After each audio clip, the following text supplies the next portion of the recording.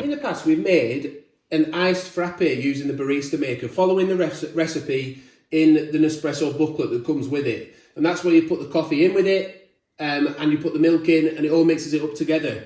But it didn't froth really well. Now, someone said if you use skim milk, so it froths up better, or even whole milk can froth up better than semi-skimmed. So we're going to try that in future. We're going to put all three types in and see which milk comes out best of the Barista Maker. But what we thought we'd do today is I stumbled across by accident a way to get more froth of just cold milk from the Barista Recipe Maker. And that was simply by using the same iced frappe setting, but just by not putting the coffee or ice cubes or anything in there, and instead just putting the cold milk in. So we've got 100 ml of semi-skimmed cold milk. So I'm just going to pour that into the jug. And I'm literally just going to press the button. I know it sounds simple, but people have been asking me, how do you get cold froth milk from this machine? So let's see how it comes out, whether it comes out very frothy. And it took me by surprise, because I thought what you could do, if you wanted to, you could maybe put some ice, crushed ice, or just ice cubes into the bottom of the recipe glass. And then if you put the froth milk in over the top of that, maybe you could pour a shot of coffee in over the top, or there's things you can do if you can just get that cold froth milk to work with in the first place.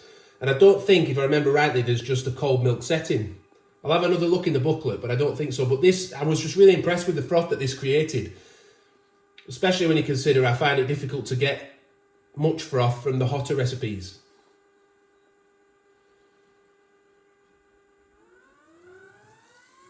So have a quick look in the top now and see. So it's whipping it up.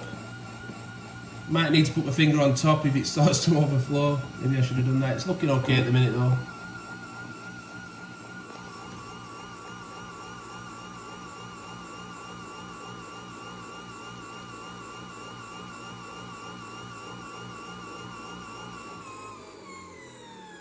I just thought this was a really nice texture of froth. I'll pour it out into the glass so you can see it. And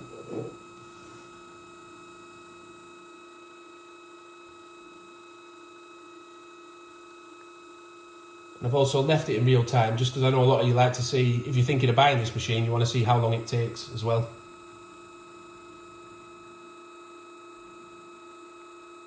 Do check out our ice frappe recipe though.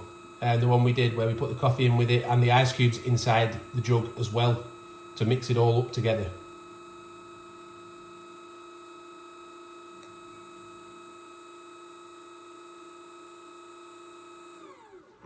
Right, let's quickly get this out. We'll see the texture of the foam. If you have a look in the top actually, you can see how much difference it is to what we usually see from this machine.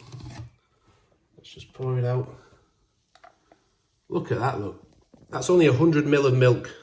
So you could put a little bit more in, put your finger down on the top, stop it overflowing. I think that could work nicely for a frappe. What do you think?